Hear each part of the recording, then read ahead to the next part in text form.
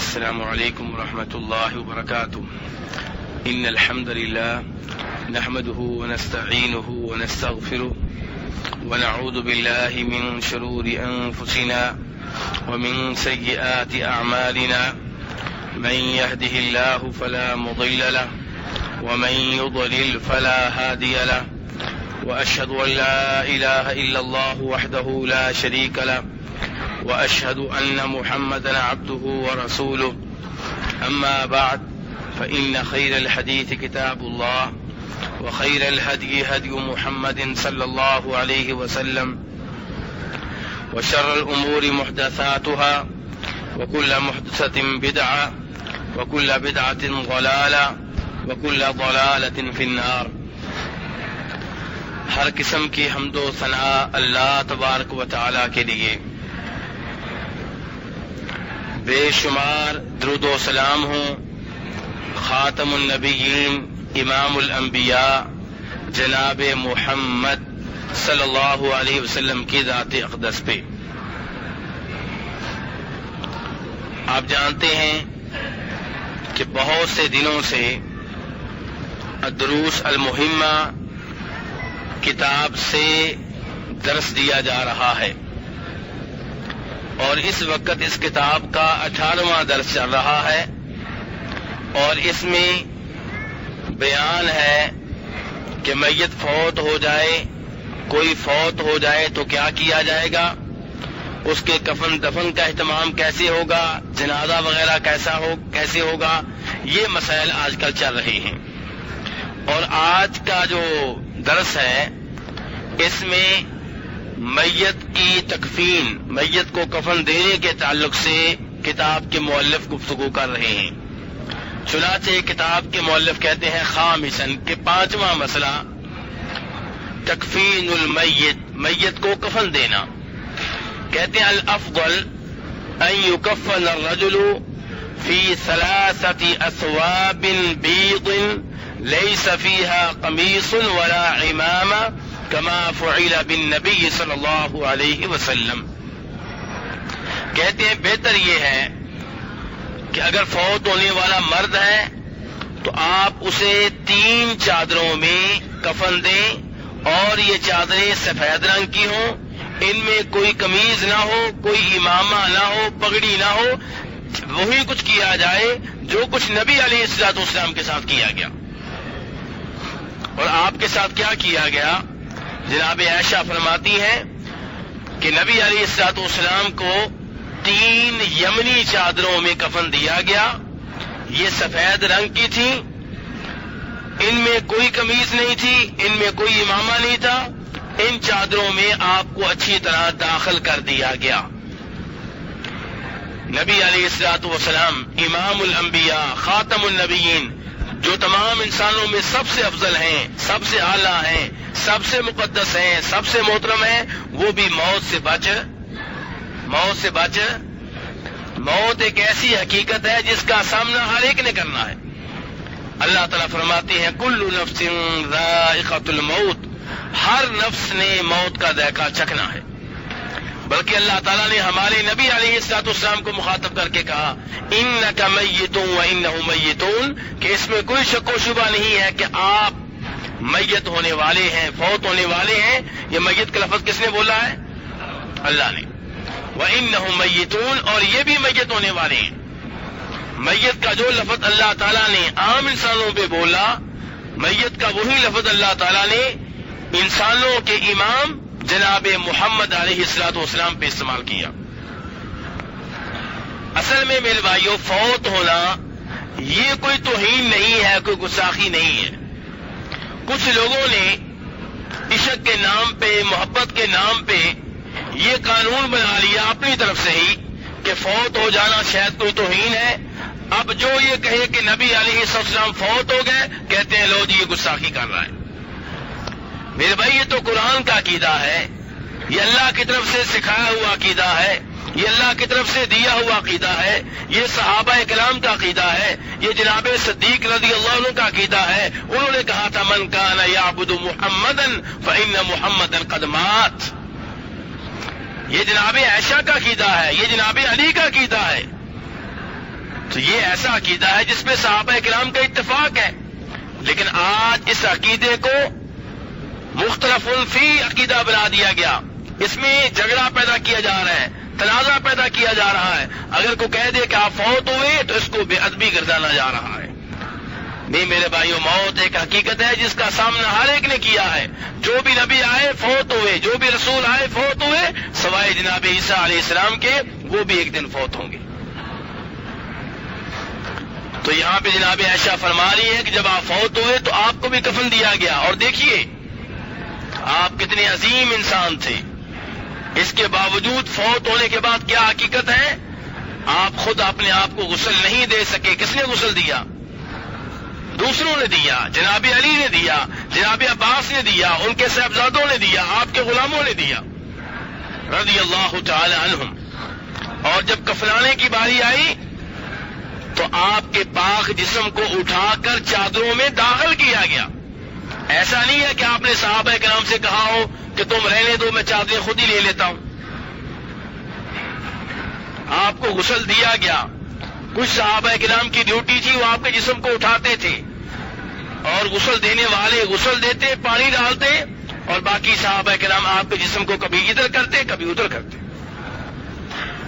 چادریں پہنانے کی باری آئی تب بھی ایسا ہی ہوا۔ تو میرے بھائیو، یہ ایک حقیقت ہے، یہ قرآن کا عقیدہ ہے جسے آپ جھٹلا نہیں سکتے کہ نبی علیہ الصلوۃ والسلام اگرچہ تمام انسانوں میں سب سے افضل ہیں، لیکن مختار کل نہیں ہیں، مشکل کشا نہیں ہیں، حاجت روا نہیں ہیں، غوث اعظم نہیں ہیں، غریب نواز نہیں ہیں، داتا نہیں ہیں، یہ سب صفات میرے اللہ کی ہیں۔ تو یہاں کتاب کے مؤلف کہہ رہے ہیں کہ میت اگر مرد ہے تو اسے 3 سفید رنگ کی چادروں میں کفنایا جائے گا۔ ان چادروں میں نہ کوئی قمیض ہو، نہ کوئی امامہ ہو، نہ کوئی پگڑی ہو، اور وہی کچھ کیا جائے گا جو آپ علیہ الصلوۃ والسلام کے ساتھ کیا گیا۔ وَيُدْرَجُ فِيهَا إِدْرَاجًا، میت کو ان چادروں میں اچھی طرح داخل کر دیا جائے گا۔ آپ جانتے ہیں طریقہ، چادریں رکھی جاتی ہیں، میت کو اس میں داخل کیا جاتا ہے۔ وَإِن كُفِّنَ فِي قَمِيصٍ وَإِزَارٍ وَلِفَافَةٍ فَلَا بَأْسَ، اور اگر آپ میت کو ایک قمیص میں اور ایک تہہ بند میں اور ایک لفافہ میں کفنا دیں تو اس میں بھی کوئی حرج نہیں ہے۔ قمیص، آپ جانتے ہیں کہ جب عبداللہ ابن ابی منافقوں کا سردار فوت ہوا تو نبی علیہ الصلوۃ والسلام نے اس کا جنازہ بھی پڑھایا، جبکہ جناب عمر فاروق آپ کو یہ مشورہ دے رہے تھے کہ آپ اس منافق کا جنازہ نہ پڑھائیں۔ آپ نے جنازہ پڑھایا، اپنی قمیض بھی دی تاکہ اسے اس قمیض میں کفن دیا جائے، کفنایا جائے، اور آپ نے اس کے منہ میں اپنا لعاب بھی ڈالا تھا، لیکن اسے کسی چیز کا فائدہ نہیں ہوا۔ لیکن اس حدیث سے یہ مسئلہ معلوم ہوا کہ اگر کسی وقت میت کو آپ اوپر قمیض اور نیچے تہہ بند پہنا دیتے ہیں تو انشاءاللہ اس میں بھی کوئی حرج نہیں ہے، اور پھر اوپر سے ایک لفافے کی طرح ایک چادر ہو جائے گی، تو یہ 3 چادریں ہوں گی، 3 کپڑے ہوں گے، تو اس انداز میں بھی کوئی حرج نہیں ہے۔ کتاب کے مؤلف کہتے ہیں وَالْمَرْأَةُ تُكَفَّنُ فِي 5 أَثْوَابٍ دِرْعٍ وَخِمَارٍ وَإِزَارٍ وَلِفَافَتَيْنِ، اگر میت عورت ہے تو اسے 5 چادروں میں کفنایا جائے گا۔ ایک چادر جو ہے وہ قمیض بن جائے گی، قمیض کی جگہ پہ ہوگی ایک چادر، اور دوسری چادر جو ہے وہ دوپٹہ بن جائے گی، اور تیسری چادر تہہ بند بن جائے گی، اور 2 چادریں لفافے کی طرح اوپر سے ہو جائیں گی۔ تو یہ 5 چادریں ہیں جس میں کسی عورت کو کفنایا جائے گا۔ یہ اس کتاب کے مؤلف کا موقف ہے، اور یہ بہت سے علماء کرام کا موقف ہے۔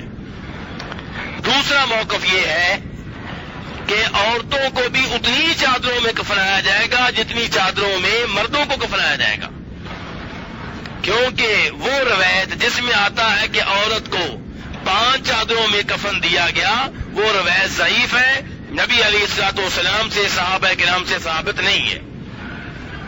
اس لیے کہا کافی سارے محقق علماء کرام کا موقف یہ ہے کہ جتنی چادریں مردوں کے لیے اتنی چادریں عورتوں کے لیے.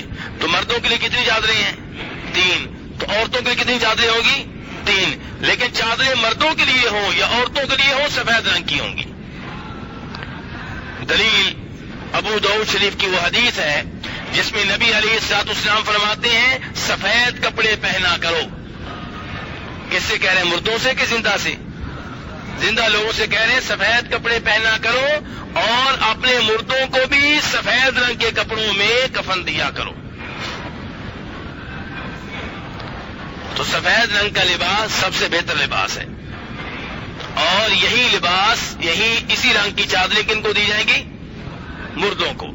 لیکن اگر آپ اپنی زندگی میں رنگدار کپڑے پہننا چاہیں تو اس میں کوئی حرج نہیں ہے. شرط یہ ہے کہ وہ رنگ ایسا نہ ہو جس رنگ کے بارے میں آپ کے ماحول میں یہ تصور پایا جاتا ہو کہ یہ رنگ عورتوں کے لیے ہے. اگر آپ کے ملک پاکستان میں، آپ کے صوبہ پنجاب میں، آپ کے ملک انڈیا میں یہ تصور پایا جاتا ہے کہ یہ رنگ جو ہے یہ عورتیں پہنتی ہیں تو پھر اگر کوئی مرد یہ رنگ پہنے تو یہ شریعت کے خلاف ہوگا. کسی اور ملک میں وہ رنگ عورتوں کے لیے مخصوص نہیں ہے تو وہاں مرد بھی پہن سکتے ہیں. یہ ہے وہ حدیث جس میں آپ فرماتے ہیں کہ اللہ کی لعنت ہے ان مردوں پہ جو عورتوں کی مشابہت اختیار کرتی ہیں اور ان عورتوں پہ اللہ کی لعنت ہے جو مردوں کی مشابہت اختیار کرتی ہیں.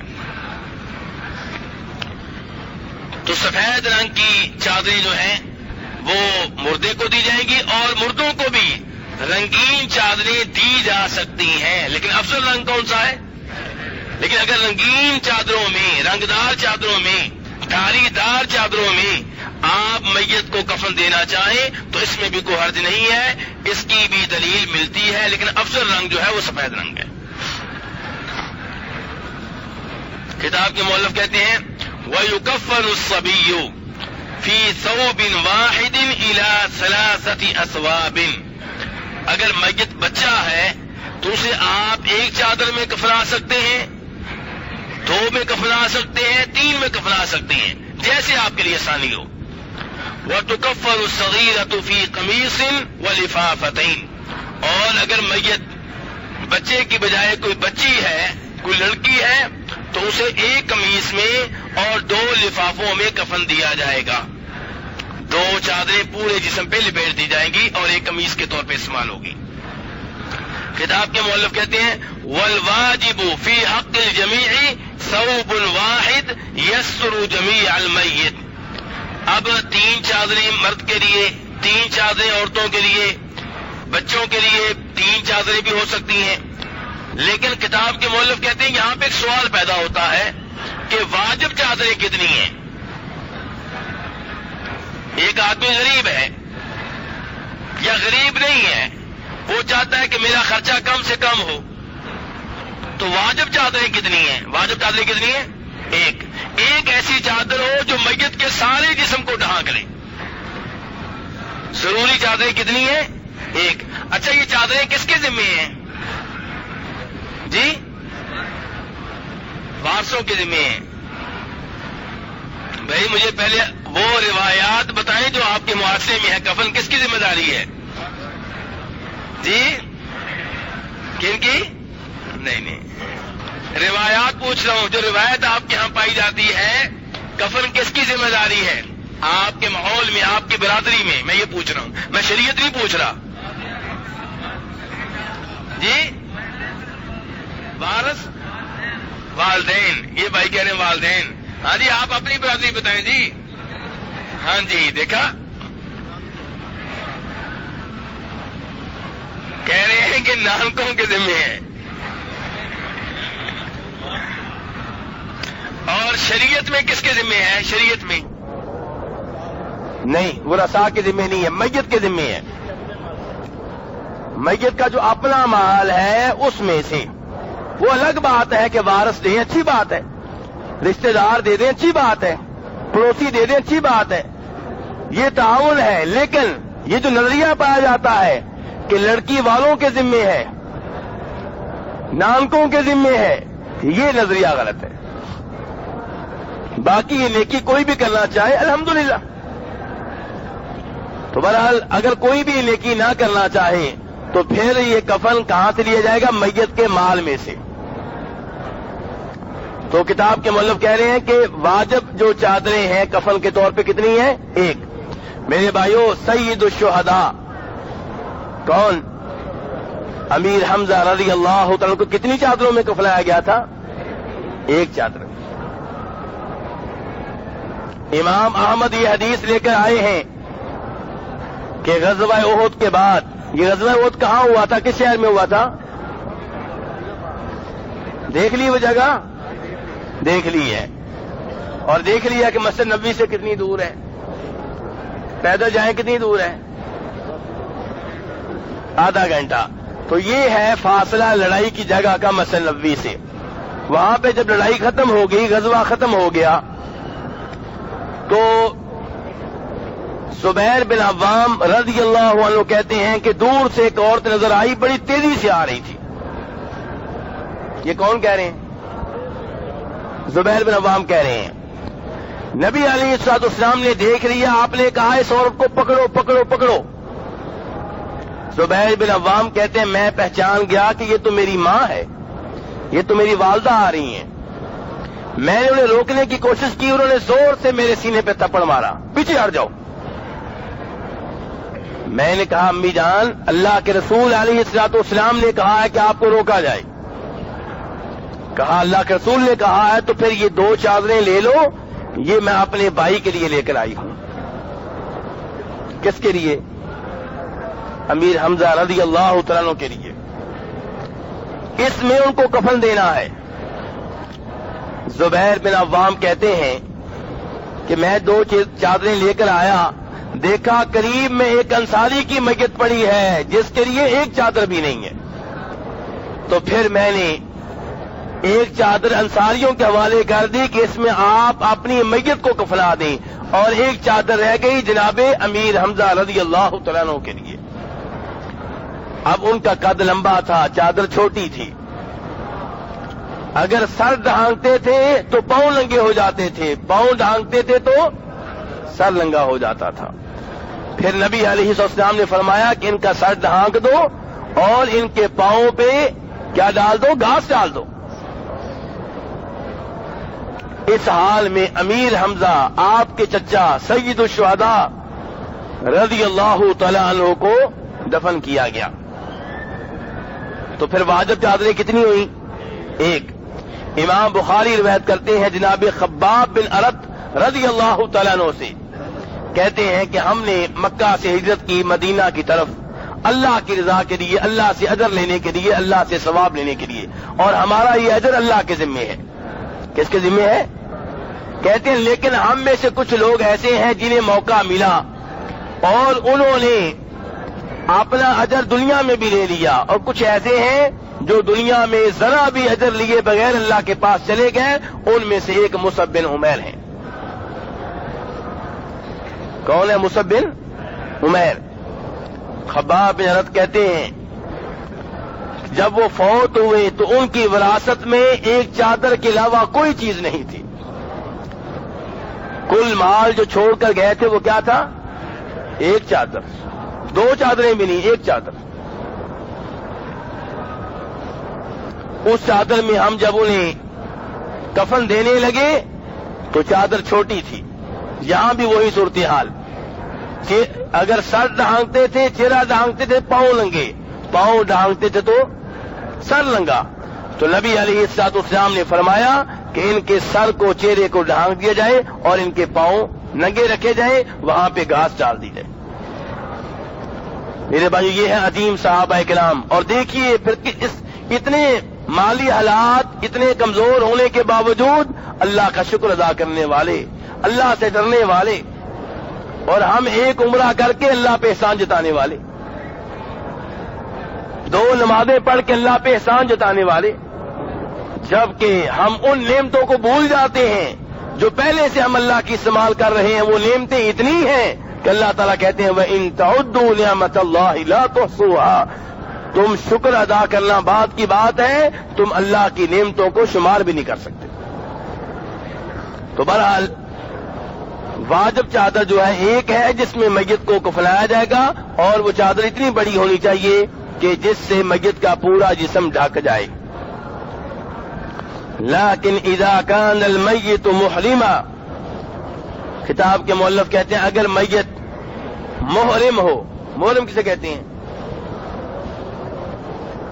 جی؟ اگر میت وہ ہو جسے موت آئی ہو احرام کی حالت میں، عمرے کی حالت میں، حج کی حالت میں، لبیک اللہم لبیک پڑھتے ہوئے جسے موت آئی ہو.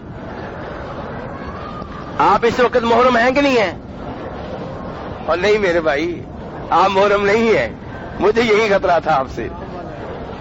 آپ محرم تب ہوں گے جب میقات سے نیت کر کے آپ کیا کہیں گے؟ لبیک اللہم عمرتن، اللہ میں عمرے کے لیے حاضر ہوں. اب آپ محرم ہیں، طواف کر لیں گے، صفا مروہ کی صحیح کر لیں گے، بال کٹا لیں گے، اب آپ محرم نہیں رہے، چاہے آپ مکہ میں ہیں چاہے عمرے کے لیے آئے ہیں. تو محرم آپ تب بنتے ہیں جب آپ احرام پہن لیتے ہیں، عمرے کی نیت کر لیتے ہیں، جس کے بعد کہا جاتا ہے لبیک اللہم عمرتن، اللہ میں عمرے کے لیے حاضر ہوں. تو اس وقت آپ محرم ہیں کہ نہیں ہیں؟ نہیں ہے. اس وقت آپ کی بیگم آپ کے لیے حلال ہے کہ نہیں ہے؟ حلال ہے. مکہ میں جب آپ جائیں گے، طواف کر لیں گے، صفا مروہ کی صحیح کر لیں گے، بال کاٹ لیں گے، اس کے بعد آپ کی بیگم آپ کے لیے حلال ہے کہ نہیں ہے؟ حلال ہے. یہ مسئلہ معلوم ہونا چاہیے. تو کتاب کے مؤلف کہتے ہیں کہ اگر میت محرم ہو، حالت احرام میں ہو، تو اسے غسل دیا جائے گا پانی کے ساتھ اور بیری کے پتوں کے ساتھ. بیری کے پتے میرے بھائیوں صفائی کے لیے بہت مفید ہیں. آج کل کے زمانے میں اگر آپ بیری کے پتوں کی جگہ کو اور چیز استعمال کر لیتے ہیں، صابن استعمال کر لیتے ہیں، تو انشاءاللہ کام چل جائے گا. تو اگر میت جو ہے وہ حالت احرام میں ہو تو اسے غسل دیا جائے گا پانی کے ساتھ اور بیری کے پتوں کے ساتھ.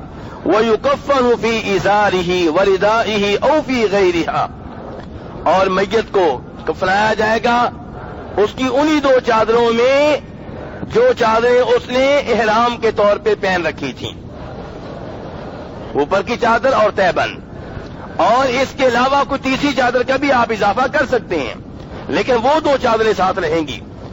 ولا يغطى رأسه ولا وجهه، اس کے سر کو ڈھکا نہیں جائے گا، اس کے چہرے کو ڈھکا کیوں؟ احرام کی حالت میں ہے. نبی علیہ الصلوۃ والسلام نے فرمایا تھا اس حاجی کے بارے میں جو آپ کے ساتھ حج کر رہا تھا، میدان عرفات میں اونٹنی سے گر کر شہید ہو گیا تھا، فوت ہو گیا تھا. آپ نے کہا تھا کہ اسے پانی اور بیری کے پتوں کے ساتھ غسل دینا ہے، اور انہی دو چادروں میں جو اس نے پہن رکھی تھی، اور اس کے سر کو ڈھانکنے کی اجازت نہیں ہے، اس کے چہرے کو ڈھانکنے کی اجازت نہیں ہے، اسے خوشبو نہیں لگانی کیونکہ حالت احرام میں ہے.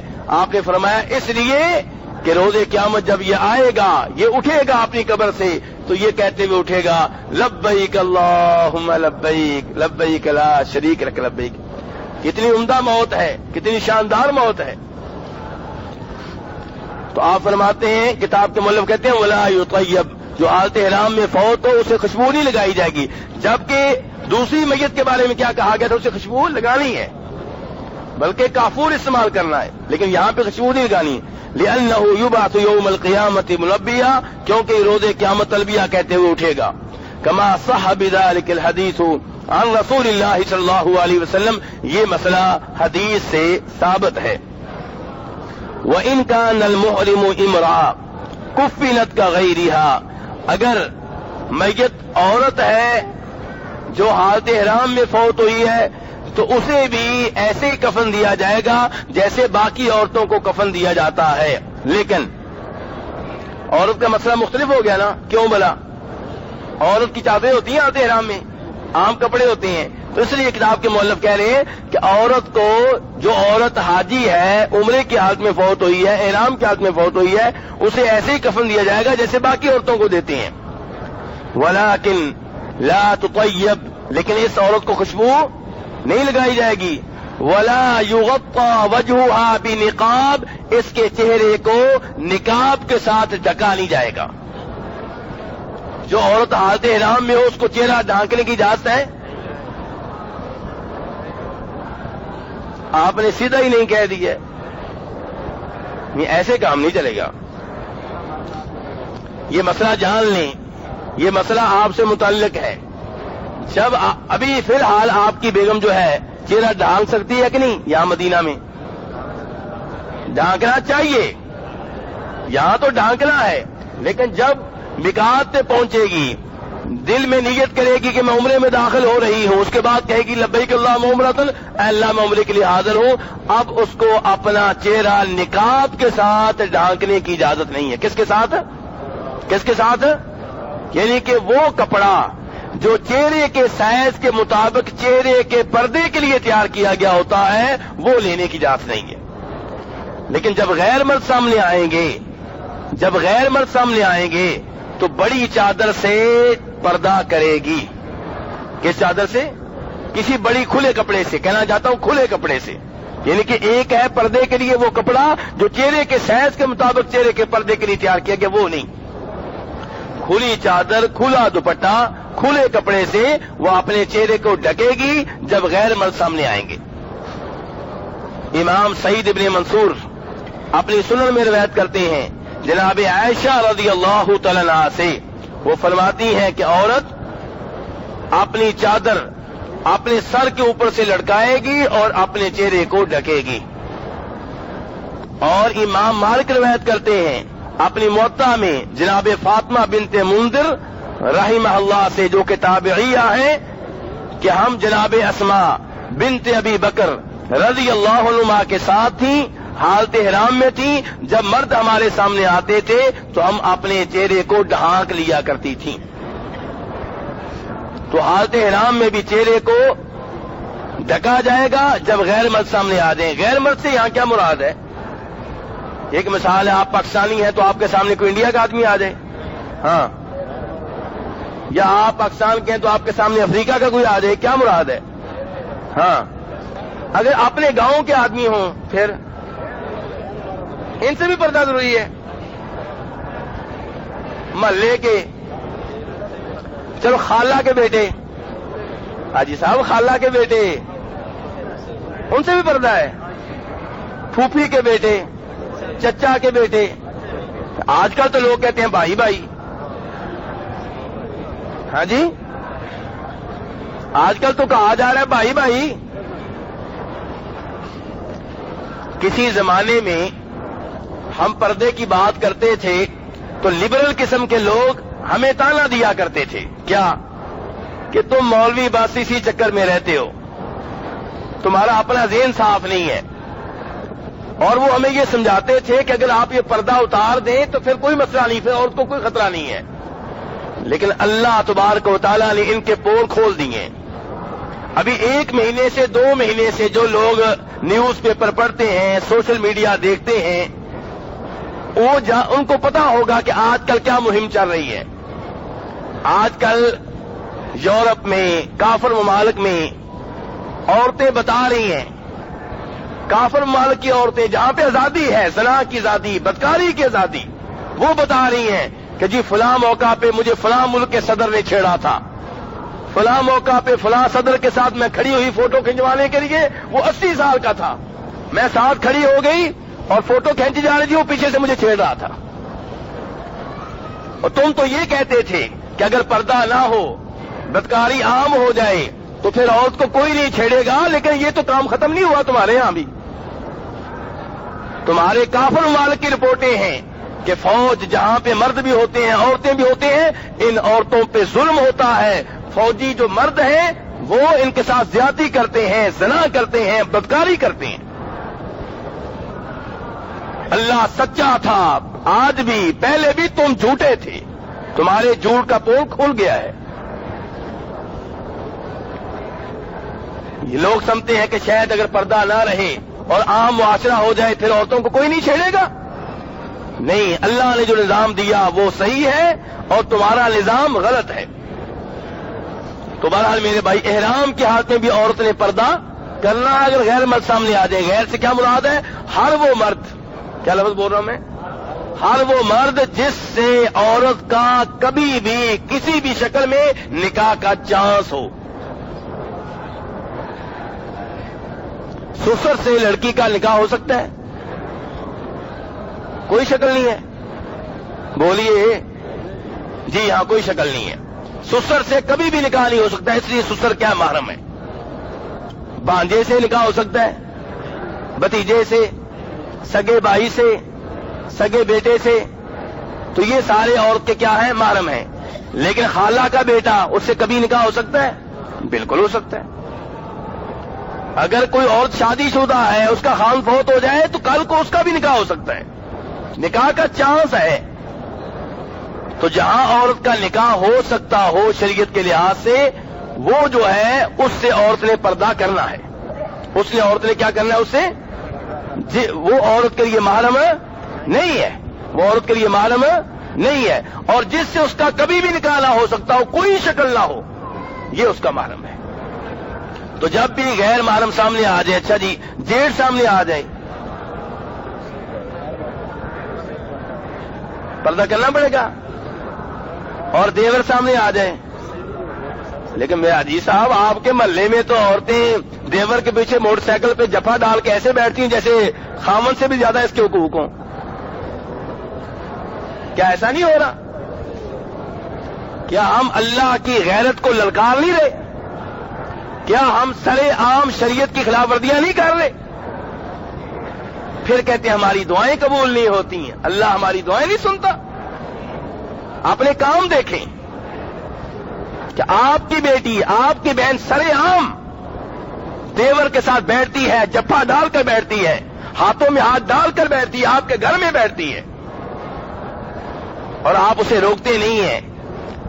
جی شرم آتی ہے، جی وہ کیا کہے گا. اور عجیب بات یہ ہے کہ جب شادی ہو جاتی ہے نا، پھر روکتے ہیں کہ تمہارے بہن بھائی کیا کہیں گے، ان کے سامنے بیٹھ جاتے ہو اکٹھے. شادی سے پہلے کوئی مسئلہ نہیں. یعنی کہ شریعت کے مخالف ہم چل رہے ہیں. تو بہرحال میرے بھائی، مسئلہ یہ بیان کر رہے ہیں کتاب کے مؤلف، اگر فوت ہونے والی عورت ہے اور حالت احرام میں فوت ہوئی ہے، کس حال میں؟ تو اسے دیگر عورتوں کی طرح کفن دیا جائے گا، لیکن خوشبو نہیں لگائی جائے گی. نقاب کے ساتھ چہرے کو ڈھکا نہیں جائے گا. نقاب کے ساتھ کیا مطلب؟ چادر دے دی جائے. وہ چادر جو نیچے سے آ رہی ہے وہ دے دی جائے، لیکن خاص طور پہ نقاب ہو اس کام کے لیے نہیں. اور ولا یداہا بقفازین، نہ ہی اس کے ہاتھوں کو دستانوں کے ساتھ ڈھکا جائے گا، لیکن وہ ہاتھ اس کی چادر کے اندر داخل کر دی جائیں، ٹھیک ہے. ولكن يغطى وجهها ويداها بالكفن الذي كفنت فيه كما تقدم بیان صفت تکفین المرأة. کتاب کے مؤلف کہتے ہیں لیکن عورت کے چہرے کو اور اس کے ہاتھوں کو اس کفن کے ساتھ ڈھکا جائے گا جس میں اسے کفنایا جا رہا ہے. تو میرے بھائی، یہ آج کے درس میں کفن کا بیان تھا. اب میں آپ کے سوالوں کی جانب آتا ہوں. مزید